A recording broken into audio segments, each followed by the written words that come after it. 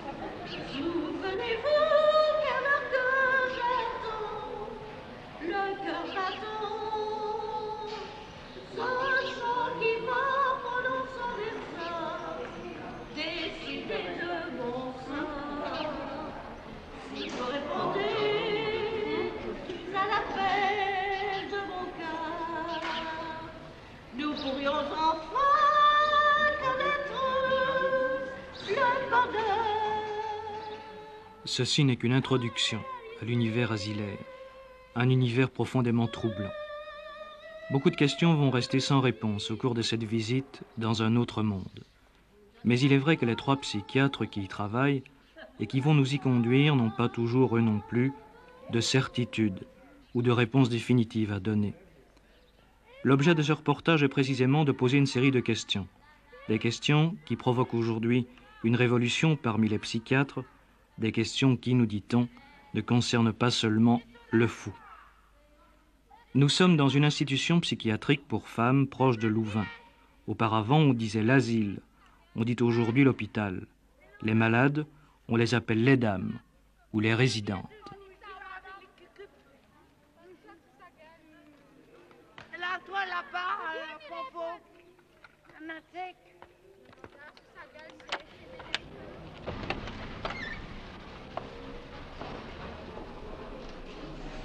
Voici ici donc de ces anciennes salles de séjour qui étaient loin d'être sans, disons, sans intérêt. Des petites logettes permettent aux malades de s'isoler relativement, comme en famille. La télévision, bien sûr, règne en maître partout, quoique nous l'utilisons le moins possible. Parce que? Ou parce que la télévision est un moyen, évidemment, très intéressant, mais il a le don chez certains de ces malades qui ne désirent qu'une seule chose, ne rien faire, que de les entraîner à rester à ne rien faire. Qu'est-ce qu'il y a? Je pouvais parler au village toute seule, c'est passé un coin, pour le croire. Je préfère encore que vous attendiez 15 jours, Cécile. Oui, ça c'est va? bien. Au revoir. C'est bien. Voilà, les tables sont mises par les malades et le système d'antan des grandes files est terminé. Ça ressemble, je dirais, assez bien à une salle de restaurant. Oui. Et le service est fait par les malades. Je vais vous montrer maintenant, si vous le voulez, dans un petit raccourci, le jardin. Et le jardin qui est légèrement clôturé. Il y avait longtemps ici d'immenses grilles de type grande concentration. Monsieur le professeur, vous n'allez même pas photographier, moi je suis déjà si longtemps ici. Oui, c'est vrai, hein, Cécile. Depuis combien de temps? 43 ans, je n'ose plus dire ça à personne. Vous n'osez plus dire ça à personne, non? À vous cinq. À nous 5, ah oui. Voilà, oui. on s'en va dîner ici. Entrez, entrez, Hélène, entrez. En nu ook, ja, je mag binnen. Ja. Wat moet ik geven met de mond? Een beetje neol. Neol. Neol botu. Neol betie. Ah, oui. Dat kan ik niet betalen. Nee, ik vind het niet onthouden. Nee, ja. Ik zal het zeggen aan de Zeg verpleegster. dat hè? aan de zuster. Ja, aan de zuster vragen. Zeggen dat stallenslaas. Dat zijn stallenslaas. Ja, dat is het beste. Ja. En ik heb zo'n zijn. Je bent toch veel verbeterd. Ik ben verbeterd al, Ja, joh. het is waar. Ik kan beter Dat zie je slapen. gisteren. Ja? Ik kan beter slapen. Ah ja, maar dan ben ik tevreden voor u. Ja. Allez, Clémentine. En mag ik dan een keer naar huis gaan om een Zeker dokter en te vast, halen? omdat het beter is. Ja, dat is goed. Ja. Est-ce que cette vie collective leur convient bien? Pour certaines, oui, pour d'autres, pas. C'est pour ça que ceci est ce qu'on appelle un pavillon communautaire, mais il est évident que pour certains malades, hommes ou femmes, cette vie communautaire est assez bénéfique. Cette vie familiale est intéressante. Par contre, d'autres, et nous disposons pour cela de pavillons caméraires, disons, avec des chambres qui permettent une vie d'hôtel et une certaine autonomie. Mais il est très évident que dans certains cas de pathologie, la vie communautaire, avec sa discipline, est nécessaire. Et il y a énormément de malades qui ont vécu dans différentes maisons de santé se retrouvent dans une communauté telle qu'un pavillon fermé. Je ne croyais pas à cela il y a une vingtaine d'années, mais l'expérience a voulu qu'étant un psychiatre hospitalier, il y a des gens pour qui, et c'est difficile à faire accepter, il est nécessaire de passer 1 an, 18 mois de leur vie dans un pavillon communautaire pour se resituer, comme nous disions tantôt, vis-à-vis d'un monde véritable qui est toujours un monde social, un monde de relation à autrui. Ce qui parfois, chez certaines personnes, vous en connaissez, qui vivent entre leur épicier, leur boucher et leur appartement, et qui ne voient finalement plus personne, si ce n'est le directeur de bureau et éventuellement le bistrot avec sa solution alcoolique classique.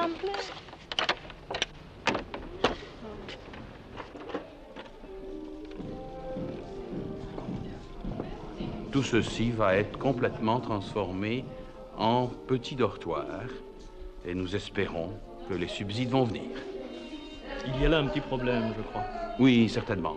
Il est évident que la réforme de ces grands hôpitaux psychiatriques pose un énorme problème de subsidiation, car il faut transformer des hôpitaux qui ont été faits, disons, à ce qu'on pourrait appeler l'ère pré-pasteurienne de la médecine, mais nous avons à peine dépassé Pasteur.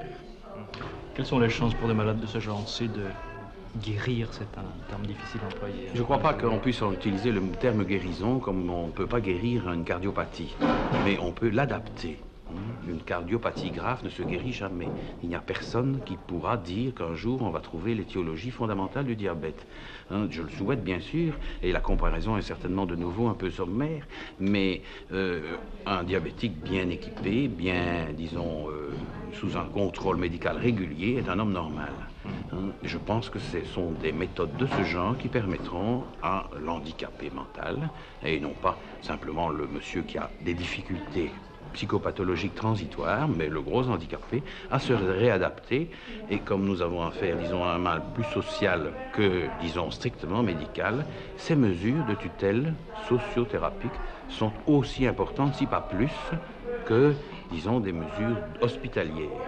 Vous n'avez pas une expression, si je me permets de vous interrompre, un mal social, c'est-à-dire... Eh bien, justement, qui altère la relation à autrui, qui forme la base de toute la société. Et cette relation à autrui est altérée parce que, par maladie, disons, le psychopathe, au sens large, a choisi de vivre ailleurs que dans la société.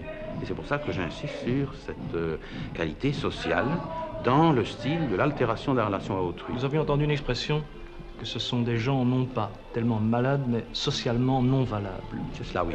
Justement parce qu'ils ne parviennent pas, et c'est le propre de l'homme, à s'intégrer ou de se réintégrer dans une société qui les voit mal, comme nous l'avons dit tantôt, mais qu'ils voient mal eux également.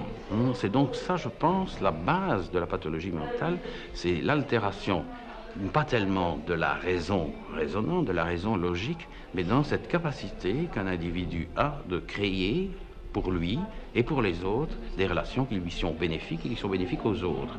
Un individu qui a décidé de délirer parce que la société lui est péjorative, eh bien, il est incapable de se replacer dans une société qui pourrait être à même de lui rendre ou de lui donner ce qu'il demande, mais bien entendu en raison de ce qu'il donne.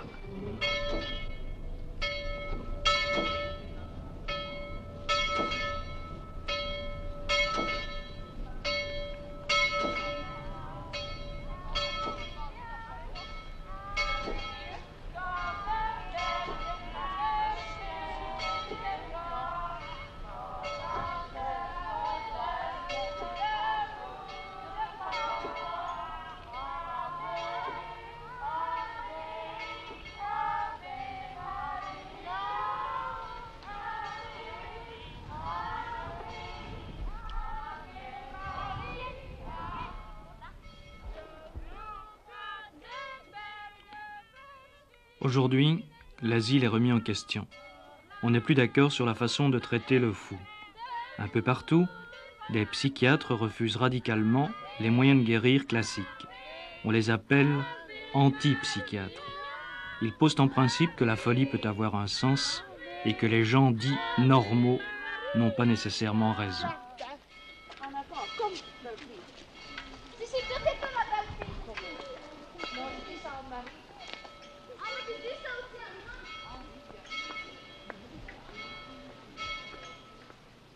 Une des lames de fond, c'est qu'on conteste la division de la population d'un pays en excluant et exclus. Nous faisons partie tous des excluants qui décidons, selon certains critères ou normes d'une société, que tel individu, pour telle et telle raison, ne peut plus conduire sa vie lui-même. Alors ça devient le malade mental qui est déchu de ses droits d'individu d'un pays. C'est donc celui qui trouble l'ordre en quelque sorte. C'est bien ça. Et qui est même, dans certaines formules de certains pays, objet de scandale pour lui-même et pour les autres. C'est la formule. La formule quoi stéréotypée. Alors ça va très loin. C'est quelqu'un qui se voit une fois dans sa vie, ne fût-ce qu'une seule fois, entrer dans une maison fermée avec le tampon de colocation, pour quelqu'un qui est déjà affaibli, disons affaibli des nerfs, pour pas prendre une expression populaire, se voir tamponner une colocation et entrer dans une boîte fermée, c'est une agression majeure. Je ne dis pas que je donne raison à toute l'antipsychiatrie. Il faut protéger la société contre, par exemple, un criminel ou un suicidaire qui va non seulement se tuer lui, mais sa femme et ses enfants parce qu'il est persuadé que le monde va s'écrouler. Bon, il faut protéger la société, mais il faut voir comment. Il y a des formes.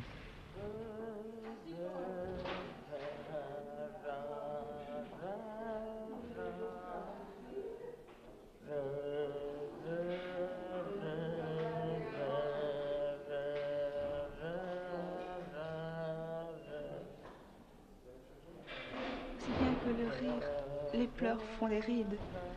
Ne dites jamais encore, et dites plutôt assez. Le bonheur est un Dieu qui marche les mains vides et regarde la vie avec des yeux baissés. J'ai joué les femmes savantes. Je suis comédienne. C'est très triste d'être enfermée ici. Oui, très triste, parce que je suis une biche. Mon talisman, regarde. Ben voilà, j'en ai deux talismans, le chat et la biche. Deux animaux très dissemblables et pourtant ils se rapprochent l'un et l'autre. Mystère et boule de gomme. Tu ne peux pas aller, sortir comme tu veux. Voilà, exactement. On ne peut pas, par exemple, il y a 2 jours je voulais aller faire des courses. Eh bien, s'il n'y a pas d'infirmière qui nous guide, il est impossible de pouvoir y aller, quoi. Et c'est tout, quoi. On vous fait pas confiance, c'est ça? C'est ça. Une biche blanche. Voilà, c'est tout. Depuis que tu es ici, tu te sens mieux? Oui. Je crois que le repos fait grand-chose. C'est ça qui manque. Mais maintenant, je suis trop bien reposée, je retombe dans l'enfance. Donc, il faut à tout prix me sortir d'ici. Si on ne le fait pas, je me suicide.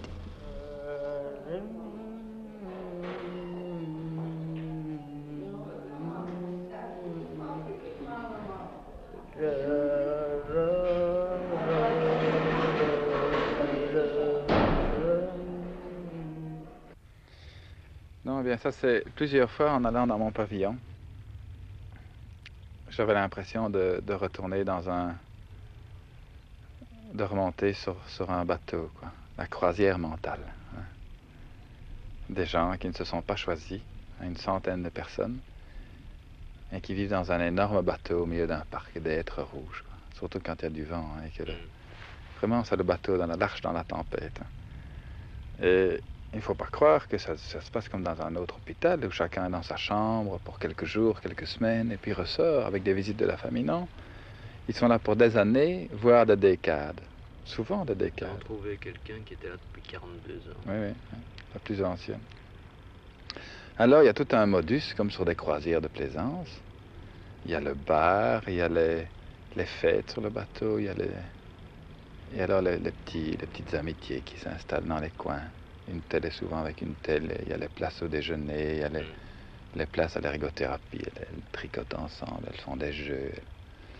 Et alors, c'est bon tout ça, c'est bon, parce que ça recrée un monde, un microcosme à l'intérieur, sous ce grand toit. C'est un long voyage dans un autre monde. Un long voyage dans un autre monde. Seulement, il y a l'aspect positif. Il y a aussi un aspect négatif, c'est que les fortes personnalités s'étalent et souvent mettent dans l'ombre les gens plus anxieux ou plus personnalités moins. Est-ce qu'on a l'impression qu'il y a une forte anxiété dans ce milieu, une espèce de douleur? Collective. Oui, ou bien individuellement. Ça, c'est très variable. Il y en a qui veulent fort partir, qui demandent tous les jours à partir. Bon, souvent elles ont raison en gros parce qu'elles souffrent. De là à dire qu'il faudrait les laisser partir, non, parce qu'il y a de très bonnes raisons de les garder souvent pour les protéger contre elles-mêmes d'ailleurs. Mais il y en a aussi qui ne veulent plus partir. Sur la centaine de personnes que je voyais tous les jours, il y en a au moins 20 ou 30 qui supplient qu'on ne les mette pas dehors parce qu'ils n'ont plus aucune famille, aucune connaissance, qu'elles sont vieilles, qu'elles ont 75 ans ou 80 ans, certaines. Et elles sont la dernière, paradoxalement, la dernière de la famille. Alors, elles sont habituées à la maison, elles rendent de menus services, elles se plaisent. D'ailleurs, les familles ont parfois tendance à oublier, disons. Ça, c'est triste la aussi. malade mentale. Oui. Oui. Vous n'aimez pas d'être ici? Oh non. Pourquoi? Oh non. Moi j'ai de l'argent à la banque. Ben, je suis née à Anvers en 1889, le 24 mars. Vous aviez vos parents alors, enfin... Oh non, au jardin zoologique là, à la carte. Non, mais mon père était domicilié alors à Anvers pour rendre un service pour la marine, le roi Léopold II. Oui, et la reine Henriette, Marie-Henriette. Vous avez connu le roi Léopold II? Mais je ne l'ai pas connu, c'est mon papa et c'est ma maman. Qu'est-ce que vous n'aimez pas ici? Oh, monsieur, un désordre, une nuit et jour. 8 jours, on ne repose pas. Mais je sais aller mieux, je ne dois pas rester ici. Monsieur, mes charbonnages sont finis, on a dit que je pouvais partir. On ne sait pas donner de médicaments pour ça, en réalité. Je devrais sortir un peu avec la voiture de ma fille. Ce serait guéri. Elle fait ça si bien, paraît-il, guérir les gens qui sont atteints par la fatigue. C'est de la fatigue que vous avez? Tout à fait la fatigue. Et vos amis ici aussi? Qui donc? Toutes ces amies ici? Oui. Ils m'ont mis ici. Qu'est-ce qu'elles sont?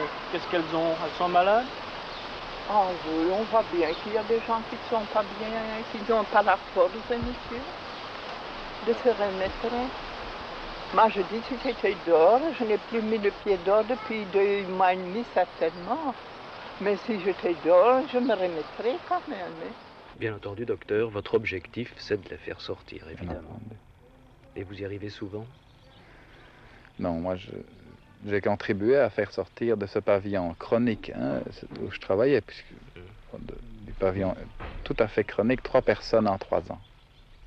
Mais Je ne parle pas d'un pavillon d'observation où les gens entrent et sortent et restent quelques semaines, hein, mais d'un pavillon chronique. Donc, mais souvent, la plupart du temps, c'est le fait qu'il n'y ait pas de famille qui puisse servir, disons, de terrain d'atterrissage à la sortie de la patiente. Si vous voulez, c'est qu'on les guérit, on peut éventuellement les guérir en vol, le vol de la maladie mentale, mais il faut qu'elles puissent atterrir quelque part. Alors souvent, la famille est fermée, le village, quand c'est une petite commune, est contre le retour. On les regarde de travers à peine revenus. Oui, il existe encore un sentiment vis-à-vis des formes de maladie mentale. Énorme. À une résidente, on a posé un jour cette question, mais croyez-vous que vous devez être d'accord avec ce que la plupart des gens pensent autour de vous? Réponse, eh bien quand je ne le suis pas, je me retrouve toujours à l'hôpital. Mais comment et pourquoi entre-t-on à l'asile? Voici Marie-Jeanne, une jeune femme de 23 ans. Elle a quitté l'hôpital psychiatrique il y a quelques semaines déjà. Aujourd'hui, elle est venue rendre visite à ses amis restés à l'asile. Pour elle, tout a commencé, semble-t-il, le jour de la naissance de son petit garçon. Marie-Jeanne est mère célibataire et il y avait, lors de la naissance, beaucoup de monde autour du berceau. Vous vous sentiez pas bien, quoi, c'est ça? Bah, je ne sais pas, enfin, je suis rentrée vers 2 heures comme ça à la maison. Je ne sais pas, moi, les gens venaient me voir, ils me disaient que j'étais énervée. Mais moi, je voulais le cacher que j'étais énervée. Hein. Je ne voulais pas le montrer, mais ils venaient dire ça devant maman, alors moi, je ne voulais pas. Alors, je sais pas, le soir, je voulais commencer à préparer les biberons de mon bébé. Et maman disait qu'il ne fallait pas faire ça et tout ça. Alors, ça a commencé à la bagarre. Alors, Les gens, il y avait beaucoup de gens qui venaient vous voir? ben, c'est un magasin, alors on aimait bien venir voir mon petit bébé. Des voisins ou Un peu tout le monde. Enfin. des amis? Oui, un peu tout le monde. Alors à chaque fois, je m'endormais et puis il y avait une dame qui venait de voir. Alors je parlais un petit peu et puis je me rendormais. Et puis il y avait encore une autre personne qui venait alors. C'était plus possible et je ne voulais pas refuser enfin. Ouais. Et puis je combattais tellement les piqûres et tout ça qu'à la fin, je ne sais pas, moi je sentais que ça allait claquer en moi. Alors j'ai dit à l'infirmière qu'elle prenne mon petit bébé, donc qu'elle lui donne bien à boire et tout ça. J'avais tout expliqué. Et puis maintenant, je veux dire, je m'endors. Je me suis endormie jusqu'au lendemain matin. Et puis le lendemain matin, je voulais déjà rentrer chez moi puisque j'avais bien dormi pour moi. C'était ça qui comptait. Mais parmi tous ces gens qui venaient voir votre bébé là dans votre village, il n'y en avait pas qui venaient un peu par curiosité, quoi, un peu malsaine, un peu pour dire tiens. Il ressemble au père ou à la mère, oui. Peut-être bien, mais à ce moment-là, je n'y pensais pas parce que ça me faisait plaisir aussi. Ouais. Et puis quand on m'a dit que je venir le 20 jours, ben, voilà, je suis venue. Je suis encore venue ici en criant et tout ça, enfin, parce que j'avais peur enfin, d'être frappée par une malade. Enfin. Ben, non, au contraire, tout le monde est gentil ici. Vous aviez une idée avant ça un peu inquiétante, c'est ça? Oui, parce qu'on me disait que le 20 jours c'était des fous, alors qu'au contraire c'est pas vrai, il y a encore plus des normaux qu'en ville, enfin. D'ailleurs, qu'est-ce que c'est que d'être normal?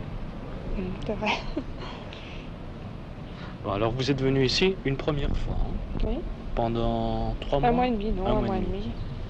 Pourquoi est-ce que vous êtes parti puisque vous étiez si bien ici? Pour mon petit garçon, bien sûr. Vous êtes retourné à la maison, donc? Oui, pendant 1 an. Pendant 1 an? Oui. Alors là, je travaillais, donc. À l'extérieur de la maison? Oui, enfin, derrière mon jardin, enfin. Et comment ça se fait que vous avez eu besoin de revenir une seconde fois? Ça alors. Ben, je sais pas. Ça, j'ai pas. Il y avait tout qui allait mal alentour de moi, enfin, aussi bien à la maison. Enfin, quand je rentrais, il fallait travailler, bien sûr. Je faisais ma journée, je travaillais, et puis il y avait tellement de travail à faire que je n'avais plus que le courage de rien faire. Et puis, je sais pas, moi, je voulais partir en vacances, et maman ne voulait pas là-dessus. J'ai un coup de tête, je suis venue me présenter à mon docteur ici. Je sais pas, il me trouvait maigrie et tout ça, enfin. T'en allais pas bien avec maman et papa, hein? Non. C'est ça, la vérité, hein, non? C'est vrai, mais Vous n'aimez pas de le dire? non. Parliez pas avec eux? Non, au contraire, j'étais renfermée, hein, tandis qu'ici, je suis tout autre. C'est ça. Je ne sais pas expliquer ce qu'on ressent comme ça. C'est vrai. On partirait comme ça. Heureusement qu'il y a l'Auvenjoul, moi, je trouve. D'ailleurs, quand je retourne dans mon village, j'en vois bien que je ne suis pas folle, enfin, que...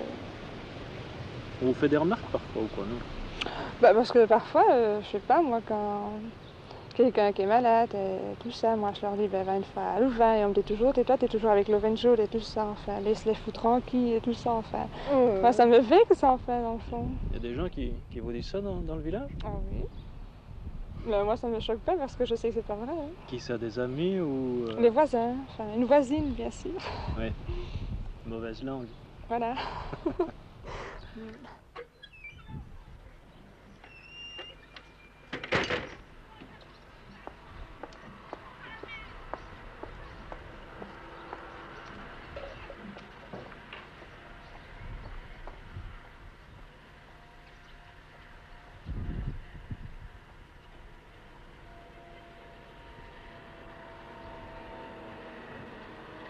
C'est vous qui avez demandé de sortir d'ici?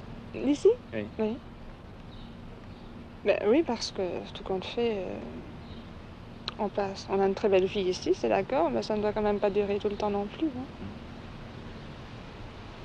Vous vous sentez à l'abri ici? Comme un... Je me sens vive, moi, ici. Oui. Peut-être... à la maison, c'est parce qu'il faut bien. Tandis qu'ici, moi, je ne sais pas, enfin... On va peut-être dire que je suis folle, c'est pas vrai, mais... Enfin, moi, je me sens pas entre les... Enfin, moi, pour dire, je ne suis pas tout à fait tout le temps dans le pavillon, je suis toujours avec le médecin, alors c'est ça. Pour moi, c'était comme ça, je sais pas pour les autres, mais enfin... La vie est plus dure en dehors, c'est ça? Voilà, c'est ça, oui. Tandis qu'ici, c'est tout simple. Pour moi, hein. Oui, parfois, quand je me lève avec une idée noire le matin, ben, je cours près de mon médecin et puis, je sais pas, je suis remontée pour la journée. Tandis que chez vous, vous ne pouvez pas courir auprès de votre père pour lui raconter. Bon, je sais pas, il me dirait peut-être ça ou je sais pas, alors je me retiens.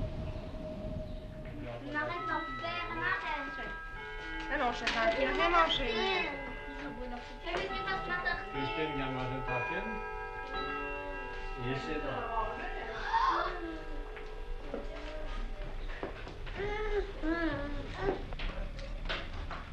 Viens voir un peu? Je crois. Mets-toi comme il faut pour manger. Ben oui. Allez. Là, dans le bateau.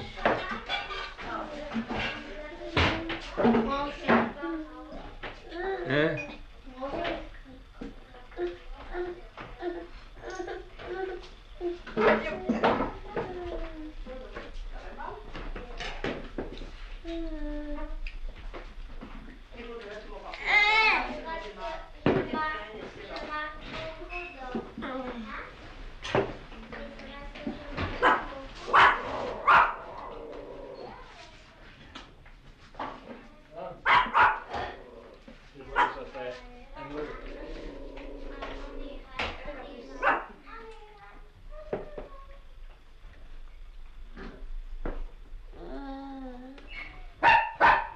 Oui, vous disiez, docteur, que le fou était celui qui troublait l'ordre. Alors je crois qu'actuellement, certains psychiatres désirent renoncer à ce rôle, de maintenir l'ordre. Oui, On a même dit de policier, méchamment. C'est juste, de fliquiatre. Dans certains cas, le fait, même une seule fois, de se mettre du côté de la famille qui amène le fou ou le déviant, hein, biaise totalement et définitivement la relation qu'on peut avoir après avec ce patient. Je songe à une jeune fille qui vient, après plusieurs tentatives de suicide, avec ses parents. Et les parents voulaient me parler à part et en mettant la jeune fille à l'écart pour me raconter tous ses méfaits.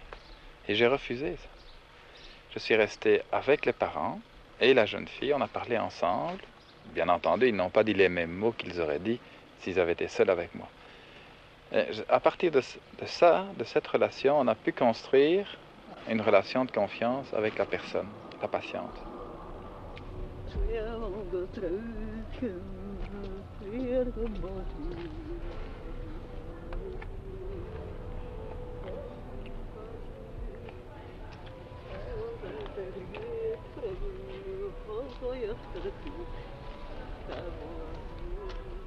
Le fou est-il un malade comme les autres, ou seulement un être socialement non intégré?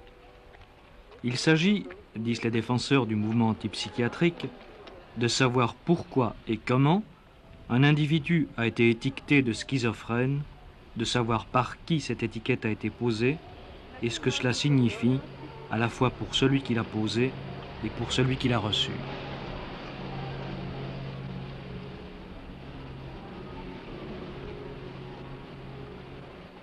L'antipsychiatrie prétend que, au lieu de recevoir la famille, de parler à la famille et puis de dire « il est anxieux, il est dépressif, nous allons le soigner », l'antipsychiatre parle à la famille et considère que c'est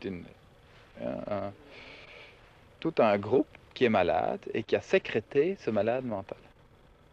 Donc père, mère, frère, sœur, fratrie, bon, qui ont fabriqué, consciemment ou inconsciemment, éventuellement ce malade mental. Alors, tout un groupe, c'est-à-dire un petit groupe sociétaire, hein, un microcosme. Alors l'antipsychiatre comme cours, par exemple, il convoque la famille une série de fois et il les laisse parler entre eux devant lui. Alors apparaît parfois après 10-15 séances d'une heure que le père ou la mère avoue qu'au fond il est très anxieux lui-même, qu'il a toujours été très sévère, qu'il a mal géré sa famille, qu'il frappait, qu'il punissait. Et le patient alors petit à petit prend conscience de sa position, du début de sa maladie, et par le fait même il se rend flou. Et alors, une fois que la famille a largement ouvert les yeux, après quelques mois, on peut renvoyer le patient dans sa famille en espérant qu'ils vont restructurer leur vie familiale sur un autre type. Tandis que sinon, bon, le patient vient chez nous pendant X semaines ou X mois, comme par exemple où je travaille maintenant. Alors, la famille vient, on les voit de temps en temps, on leur dit « il va mieux » ou « elle va mieux »,« elle va moins bien », en parlant toujours du malade, comme si le reste de la famille n'avait rien à voir dans cette maladie. Alors, le jour où ils repartent stabilisés ou guéris, hein, on peut craindre que la même situation pathologique, hein, que la même situation soit créée qui a précédemment provoqué la maladie. Toute la collection des maris des gens hospitalisés, c'est aussi un phénomène très intéressant de voir la personnalité, donc le conjoint de toutes ces pauvres femmes. C'est extraordinaire. Hein? Les maris violents, les maris buveurs, qui ne travaillent pas, c'est incroyable. Et là-bas, tout là-bas dans la forêt, une maison au mur tout couvert de lierre, autour loup, c'est le nom du cabaret. La servante jeune et jolie, légère comme un papillon.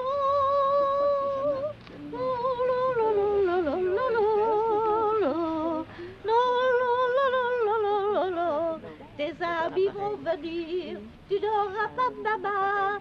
J'en ai bien trop besoin pour leur servir du vin. La main de l'eau pour nous n'est pas sévère. Quand on nous prend la table et le manteau, et le riz, c'est toute la qu'elle sait faire. Tape de l'eau, tape de l'eau, tape de l'eau. Un de vos confrères nous disait, je voudrais revenir sur cette affaire-là, que le débile mental était un être, à l'expression qu'il employait, socialement non valable, et que la tâche du psychiatre était de le resocialiser. C'est également un mot qu'il employait.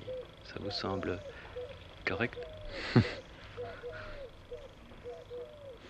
Je crois que c'est très dangereux de dire ça, parce que notre société elle est à la fois aussi assez folle par certains côtés, je crois. Et que vouloir absolument décapiter la société de tous les individus qui, si vous voulez, ont un comportement ou des idées un peu extra-normes, c'est très très dangereux parce que la société est déjà assez monotone.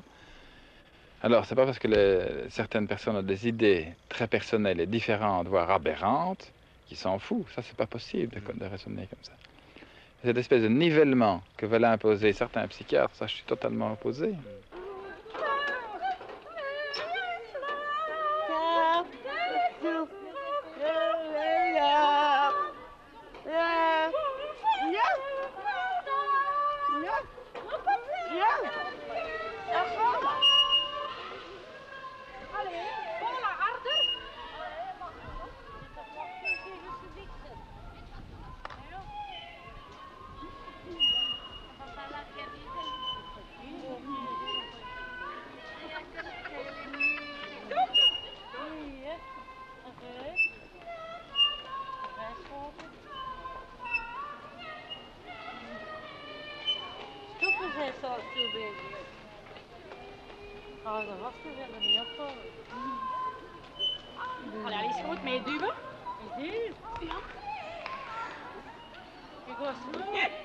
Le malade est perturbateur.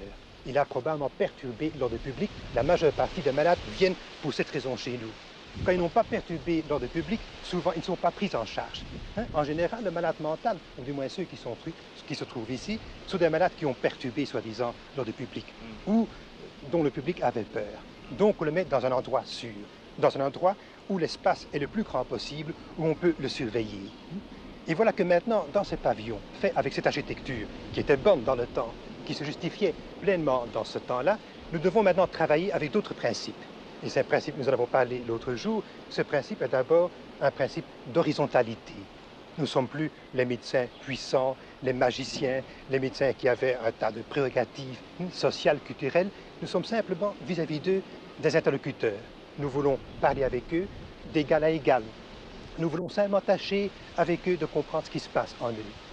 D'autre part, nous avons un autre changement fondamental dans notre façon de voir les choses, tout en soupçonnant bien sûr que chez la plupart de ces malades, il y a un problème organique de base.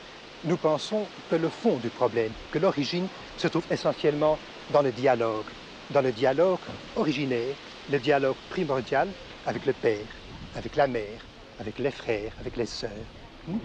Donc, nous n'allons plus travailler tellement avec des piqûres, avec des seringues. Ou dans une certaine absence de dialogue. Ou dans une certaine absence. Ou dans un défaut. Dans une distorsion, dans un malentendu, disons. Car nous ne voulons pas dire non plus que les parents sont en faute. Dans notre conception actuelle, celle que nous pensons être la bonne actuellement, nous ne voulons pas dire que ce sont les parents nécessairement qui sont en faute, pas du tout. Mais nous constatons que c'est là, en tout cas, que se trouve, semble-t-il, le gros, l'important de l'origine de la maladie mentale.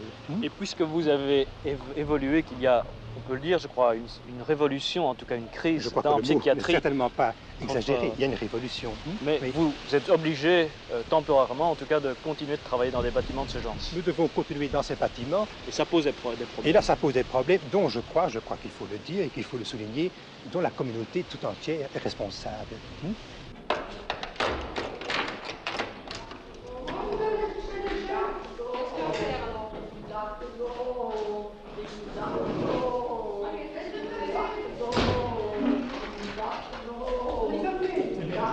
Rien, la direction de la clinique ne vous cache rien. Vous êtes ici dans l'endroit des malades les plus graves. Quand vous jetez un regard circulaire sur cette tranche de vie de ce pavillon, vous constatez combien il nous manque des choses. Et précisément, il nous faudrait pouvoir cloisonner tout cela, isoler les malades par groupe de 10 ou 12. Cela est fait dans presque tous les autres pavillons, cela est fait dans beaucoup de cliniques, mais malheureusement, il y a encore des cliniques, il y a encore des pavillons, il y a encore des sections où ça n'est pas possible, pour des raisons bien sûr essentiellement budgétaires. Parce que vous connaissez le reproche classique qui est fait que c'est l'asile qui crée Eh bien, nous sommes très conscients de ce reproche, mais je crois que ce reproche doit être retourné d'une façon formelle contre la communauté. Les psychiatres sont les premiers à avoir crié, à avoir demandé de l'aide, à avoir dit que l'asile formé, je crois que c'est très exagéré, mais les psychiatres sont quand même les premiers à avoir dit que l'asile est dangereux, en quelque sorte, pour certaines malades qui pourraient s'y enquister. Les familles s'intéressent encore à ce genre de malade? Ah, malheureusement, cela dépend beaucoup de l'une famille à l'autre. Il y a des familles où, bien sûr, le contact reste excellent, qui sont admirables, et c'est la majorité, je crois. Mais il se fait que, malheureusement, il y a des familles qui se désintéressent, et principalement dans ce pavillon-ci. Quand je suis arrivé ici, dans ce pavillon, j'ai fait une enquête. Et j'ai écrit systématiquement à toutes les familles des malades pour avoir un entretien. Bien, figurez-vous qu'il n'y a qu'une vingtaine de familles qui ont répondu sur 110 malades. Il n'y a que 20 familles qui ont répondu. Un autre exemple, il y a ici une personne qui, suite à cette lettre, est venue voir sa cousine. C'était la première fois depuis 32 ans qu'elle est venue voir sa cousine. Oui, depuis 32 ans. Elles ne se sont pas reconnues l'une l'autre, elles ont dû se chercher, elles se sont trouvées par hasard.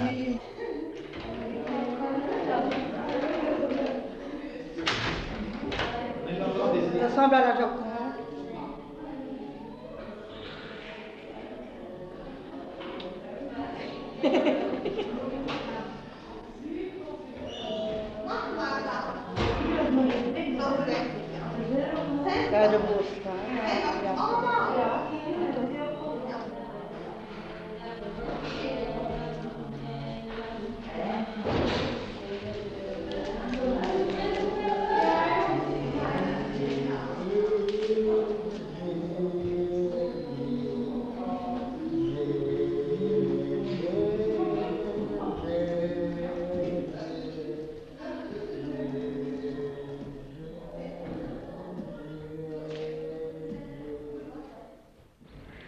Oui, la société, c'est normal d'ailleurs, a peur et de tout ce qu'elle ne comprend pas. Comme la lèpre qu'elle ne comprenait pas il y a 100 ans. On mettait les lépreux sur une île et c'était formellement interdit d'y aller. Eh bien, bon, maintenant on a compris la lèpre, on n'en a plus peur. Maintenant, il reste quelques maladies comme la folie et le cancer. Alors, bon, comme le cancer... dès qu'on parle de ces mots-là, c'est toujours avec une lettre majuscule et on glisse le mot, on se glisse le mot à l'oreille l'un de l'autre et parfois, comme les fous, on les enferme loin. Et il y en a même qui ont été dire que la société, l'angoisse collective, avait besoin de garder certains sujets, comme ça, où elle puisse déverser son angoisse. Un peu comme si la société avait besoin d'immoler certaines personnes pour continuer à vivre. Schéma très ancien, comme nous le savons. Est-ce que la société, qui se, de plus en plus, disons, technique, est-ce que ça ne crée pas des angoisses supplémentaires? Est-ce que ça ne peut pas non plus augmenter? C'est une vaste question, évidemment. Certaines difficultés, certains problèmes. Est-ce qu'un type de société de plus en plus technique, est-ce que ce type de société permet encore certains cas de... Et on pourrait faire une comparaison ici. La société est comme un train qui roule de plus en plus vite, avec un rendement qui doit toujours accélérer. Et si un train roule très lentement, donc c'est la société en marche. Si quelqu'un veut descendre et se promener sur la voie, le malade mental, parce qu'il en a marre du train, si le train roule très lentement, il peut éventuellement remonter dans le train en courant.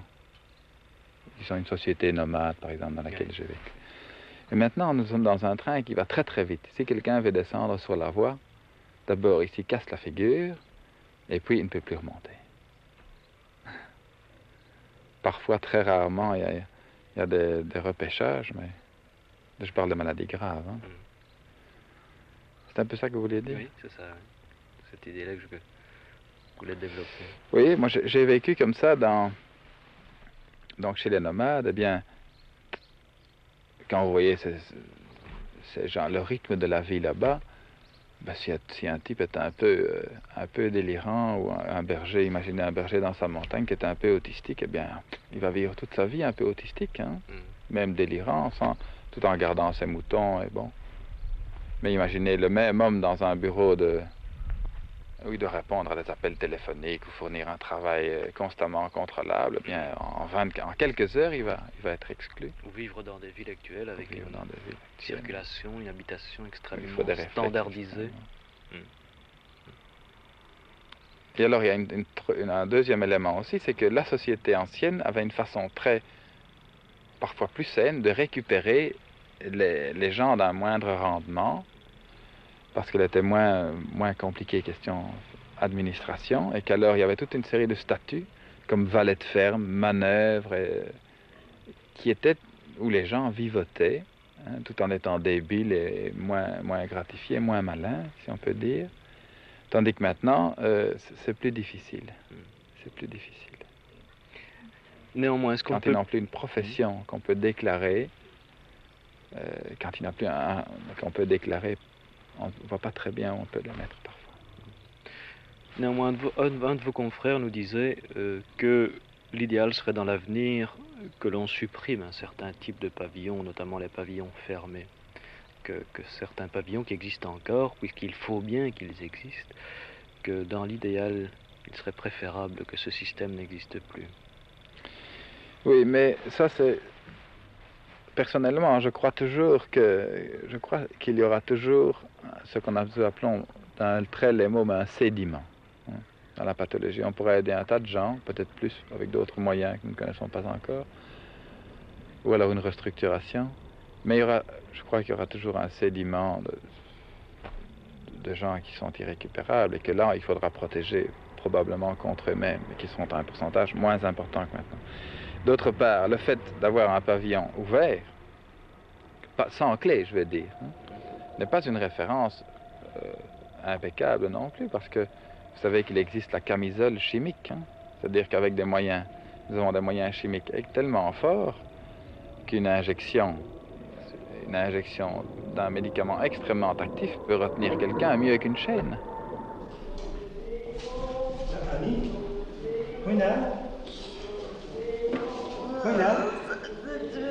Je benauwd? Goedendag. Hoe gaat het?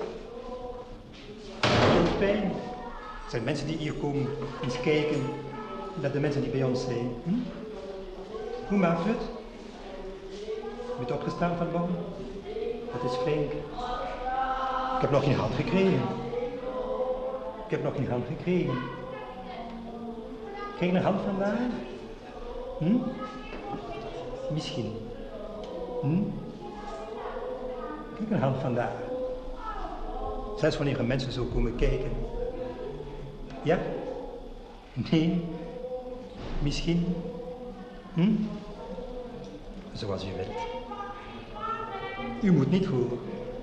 Het is niet verplichtend. Hm? Heeft u iets gedaan vandaag? Een beetje gewerkt met de verpleegster of zo? Niet gaan, hè? U blijft liever zo op uw eentje, hm? En uw schelpje. Hm? Hé, Annie? Waarom dacht je zo? Toen je hier was. Waarom dacht je? Hm? Waarom dacht je zo? Hm? Toch niet dan. Zo. Annie, geen handen.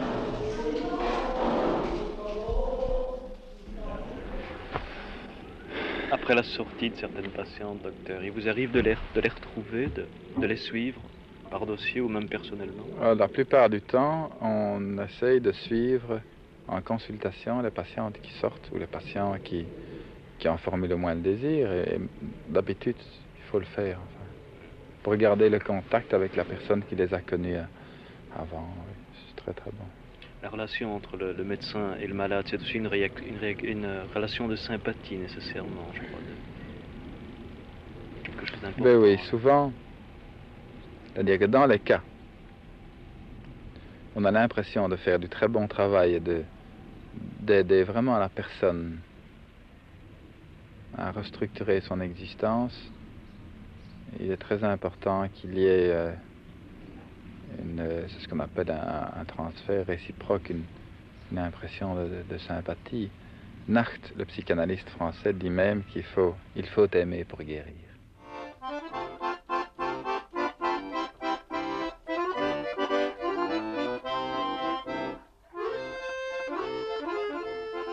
C'est ici qu'habite Marie.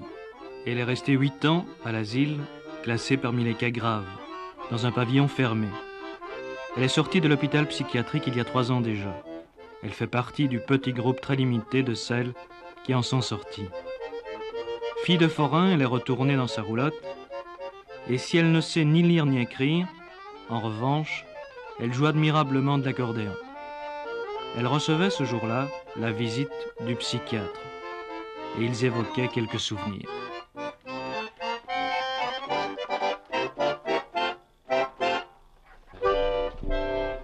Dites-nous un peu là, vous disiez que le docteur connaissait bien votre histoire. Hein.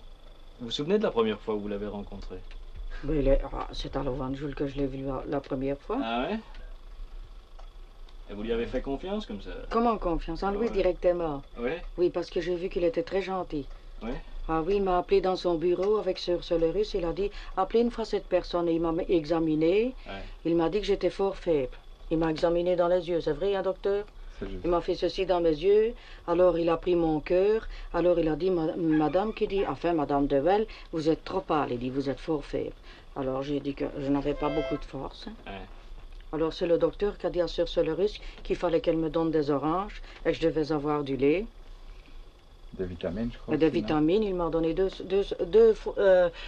toujours les mêmes, mais pas deux sortes de... Vous m'avez demandé, vous voulez 2 sortes de vitamines, Marie, c'est vrai. Moi, j'ai une chose que je ne comprends pas, c'est comment vous êtes plus à la fin, à Lovenjoul, où vous plaisiez plus ou moins. Enfin, ça allait. À Lovenjoul? Non, enfin... Ben, je m'ai sauvé à Lovenjoul, oui, docteur. mais c'était quand même mieux que le premier endroit. C'est Mel où vous avez été, non? À Delfel. Ça, vous n'aimiez pas du tout, hein? C'était encore pire, non? Oh, c'était pire, docteur. On avait une sardine avec les pommes de terre, savez-vous.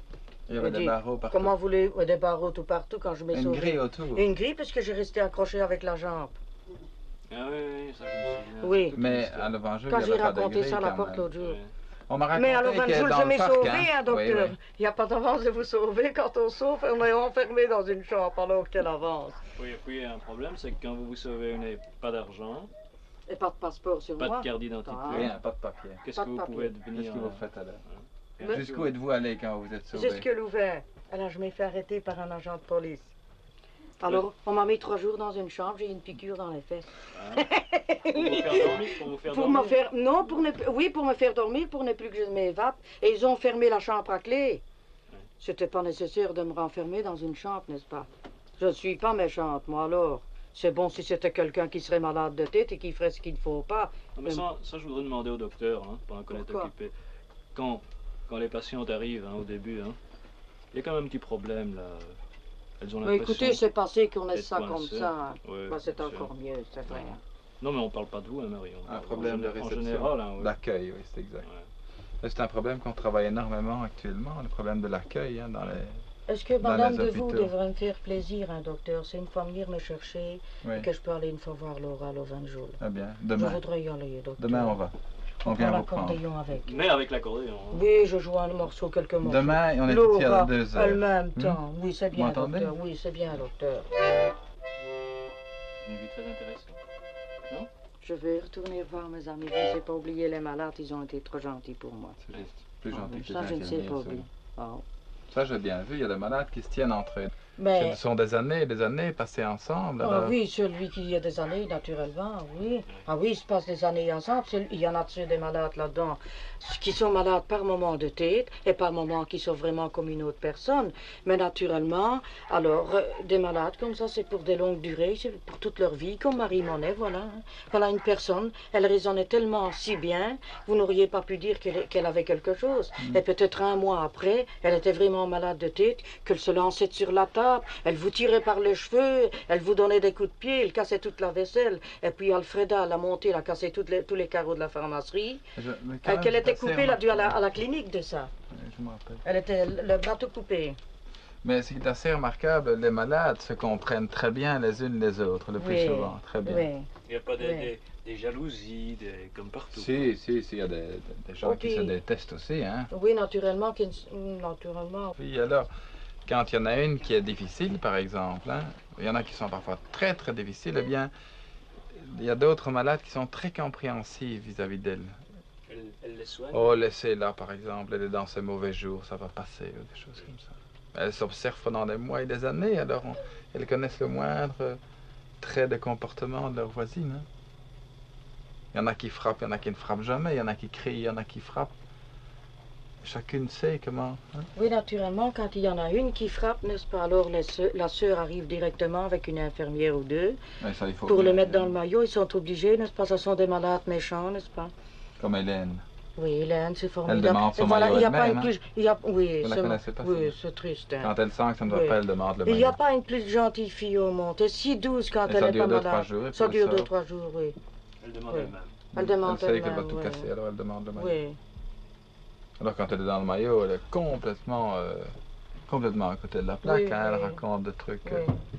Et puis ça dure 2-3 jours, elle dit je crois que demain je pourrais sortir du maillot. Et Oui. le lendemain, c'est tout un monde, tout un monde.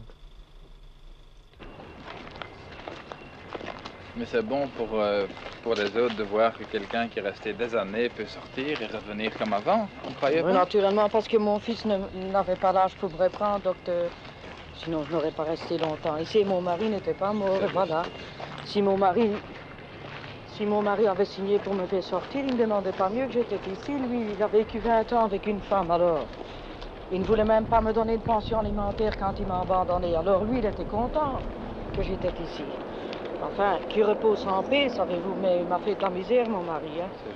Il m'a laissé sans argent, il m'a laissé que je devais encore m'accoucher, tout un tas de bazar. Ah Et oui, puis ça, voilà, on verra. si je n'avais pas été sans argent, je n'aurais jamais été ici. Hein. Qu'est-ce que vous voulez?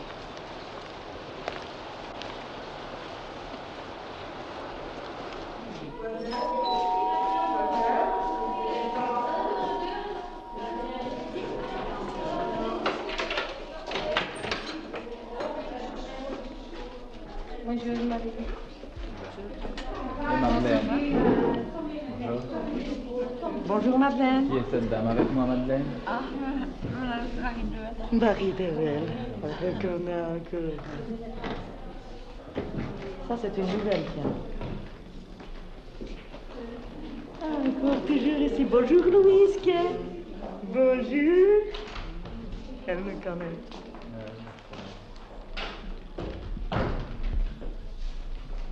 Qui est avec nous? Mon qui voilà! Mon Bonjour, André. Bonjour, monsieur docteur. Comment allez-vous, André? Depuis que vous êtes parti, le mal en pis. Le mal en fait? Depuis que vous êtes parti, oui.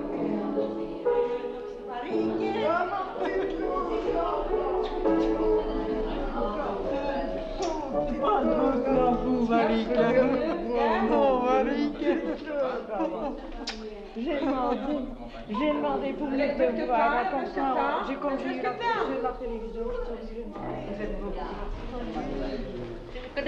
Oui. Bonjour. Oui. Bonjour Marie.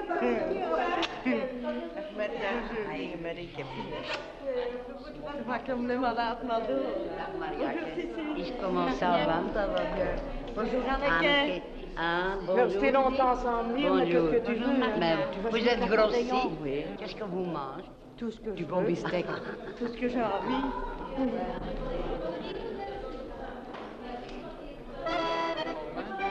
Un peu.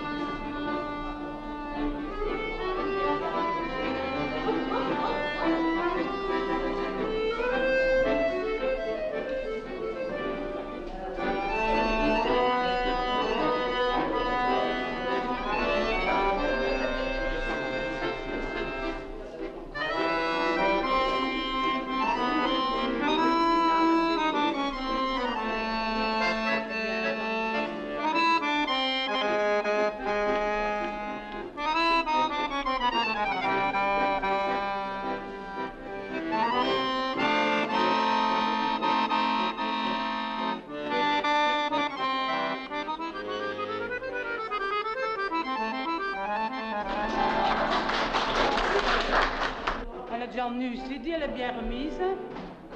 Elle est bien. Et il y a longtemps que ça? Pas de chanteur. Il y a longtemps que ça vous êtes venu ici? Oui, Demande à Cécile. 7 ans et demi? Non, passé 3 ans que je suis partie ici. Passé 3 ans. Et combien de temps vous êtes resté ici alors? Combien de temps vous êtes resté ici? 8 ans et 3 mois. 8 ans et 3 mois. 8 ans et 3 mois, elle est quand même sortie, hein? Elle est quand même sortie, hein? Naturellement, mais j'avais mon fils qui n'avait pas l'âge pour me faire sortir. Ah, c'est ça que vous avez dû attendre alors? Mon mari vivait avec une autre femme, il a vécu 20 ans avec une autre femme. Ouais, c'est pas ça. mon mari alors. qui m'aurait fait sortir tant qu'il vivait. Hein. Et qu'est-ce qui vous a fait sortir alors? Mon fils quand il avait 21 ans. ans. Ah, votre fils quand il avait 21 ans.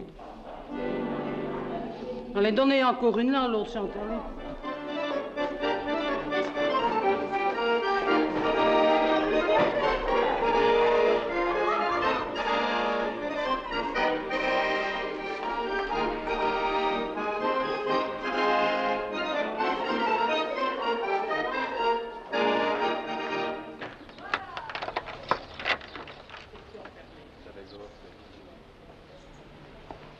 Marie, il faut dire au revoir. Au revoir. Au revoir. Au revoir.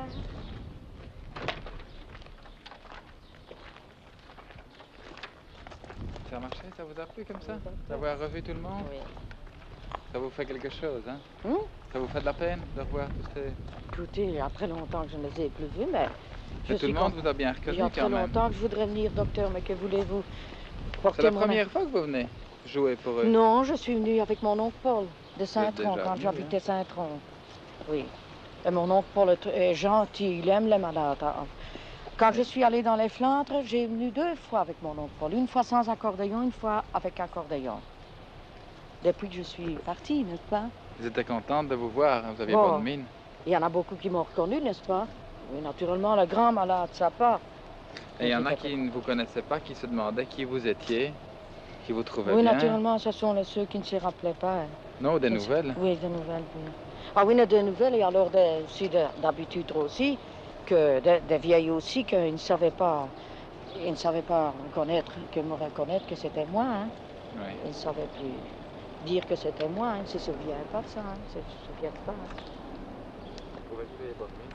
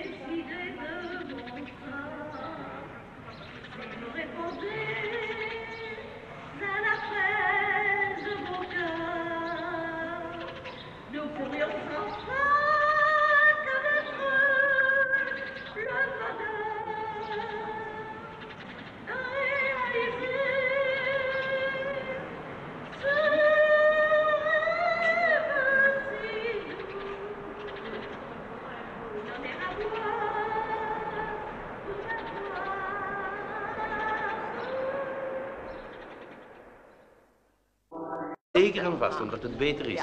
Dat is goed, ja. Est-ce que cette vie collective leur convient bien? Pour certaines, oui, pour d'autres, pas. C'est pour ça que ceci est ce qu'on appelle un pavillon communautaire, mais il est évident que pour certains malades, hommes ou femmes, cette vie communautaire est assez bénéfique.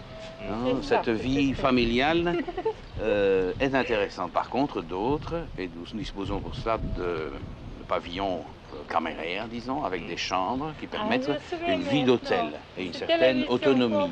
Mais il est très évident que dans certains cas de pathologie, la vie communautaire, avec sa discipline, est nécessaire. Et il y a énormément de malades qui ont vécu dans différentes maisons de santé se retrouvent dans une communauté telle qu'un pavillon fermé. Je ne croyais pas à cela il y a une vingtaine d'années, mais l'expérience a voulu qu'étant un psychiatre hospitalier, il y a des gens pour qui c'est difficile à faire accepter. Il est nécessaire de passer 1 an, 18 mois de leur vie dans un pavillon communautaire pour se resituer, comme nous disions tantôt, vis-à-vis d'un monde véritable qui est toujours un monde social, un monde de relation à autrui.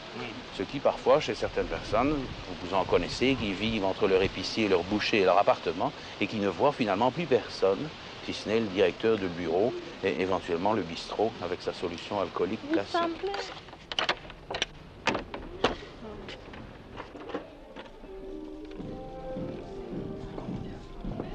tout ceci va être complètement transformé en petits dortoirs et nous espérons que les subsides vont venir. Il y a là un petit problème, je crois. Oui, certainement. Il est évident que la réforme de ces grands hôpitaux psychiatriques pose un énorme problème de subsidiation, car il faut transformer des hôpitaux qui ont été faits, disons, à ce qu'on pourrait appeler l'ère pré-pasteurienne de la médecine, mais nous avons à peine dépassé Pasteur. Quelles sont les chances pour des malades de ce genre? C'est de guérir, c'est un terme difficile à employer. Je ne crois pas qu'on puisse utiliser le terme guérison comme on ne peut pas guérir une cardiopathie, mais on peut l'adapter. Une cardiopathie grave ne se guérit jamais. Il n'y a personne qui pourra dire qu'un jour... Dans un autre monde. Un long voyage dans un autre monde.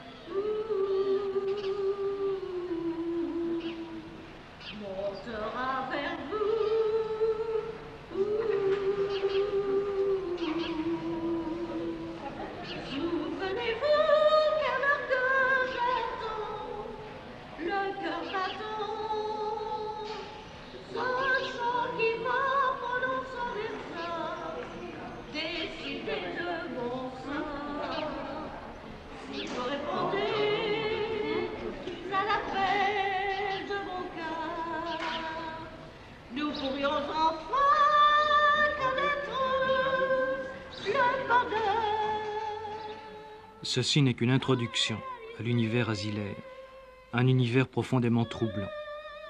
Beaucoup de questions vont rester sans réponse au cours de cette visite dans un autre monde. Mais il est vrai que les 3 psychiatres qui y travaillent et qui vont nous y conduire n'ont pas toujours, eux non plus, de certitude ou de réponse définitive à donner. L'objet de ce reportage est précisément de poser une série de questions. Des questions qui provoquent aujourd'hui une révolution parmi les psychiatres, des questions qui, nous dit-on, ne concernent pas seulement le fou. Nous sommes dans une institution psychiatrique pour femmes proche de Louvain. Auparavant, on disait l'asile, on dit aujourd'hui l'hôpital. Les malades, on les appelle les dames ou les résidentes. Là, toi, là-bas, Popo, Anatek.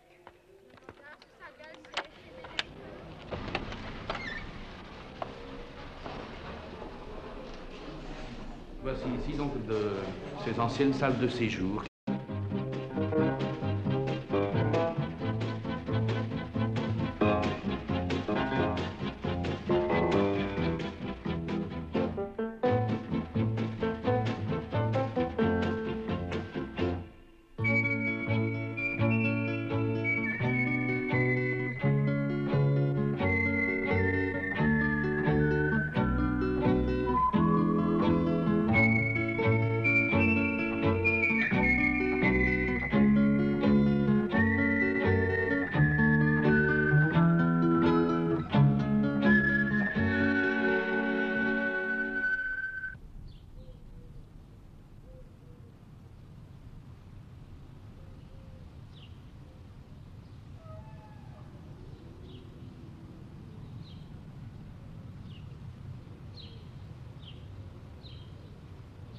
Plusieurs fois, en allant dans mon pavillon, j'avais l'impression de retourner dans de remonter sur un bateau, quoi. La croisière mentale. Hein. Des gens qui ne se sont pas choisis, une centaine de personnes, et qui vivent dans un énorme bateau au milieu d'un parc d'êtres rouges, quoi. Surtout quand il y a du vent, hein, et que vraiment, c'est le bateau dans l'arche dans la tempête. Hein. Et il ne faut pas croire que ça se passe comme dans un autre hôpital, où chacun est dans sa chambre pour quelques jours, quelques semaines, et puis ressort avec des visites de la famille. Non, ils sont là pour des années, voire des décades. Souvent des décades. On a trouvé quelqu'un qui était là depuis 42 ans. Oui, la plus ancienne. Alors, il y a tout un modus, comme sur des croisières de plaisance. Il y a le bar, il y a les fêtes sur le bateau, il y a et alors les petites amitiés qui s'installent dans les coins. Une telle est souvent avec une telle, il y a les places au déjeuner, il y a les placent à l'ergothérapie, elles tricotent ensemble, elles font des jeux. Et alors, c'est bon tout ça, c'est bon parce que ça recrée un monde, un microcosme à l'intérieur sous ce grand toit. C'est un long voyage. Qui était loin d'être sans, disons, sans intérêt. Des petites logettes permettent aux malades de s'isoler relativement, comme en famille.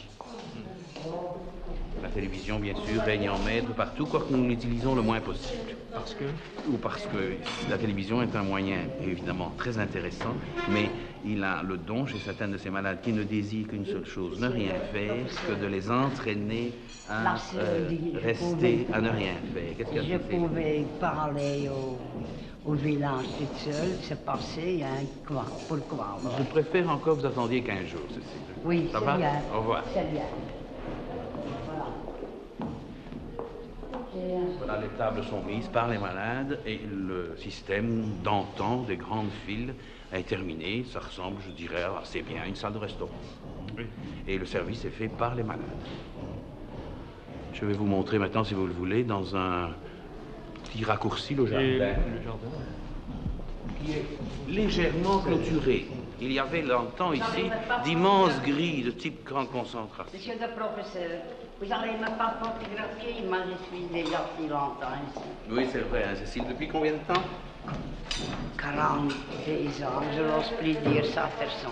Vous n'osez plus dire ça à personne, non? À vous 5. À nous 5, ah oui.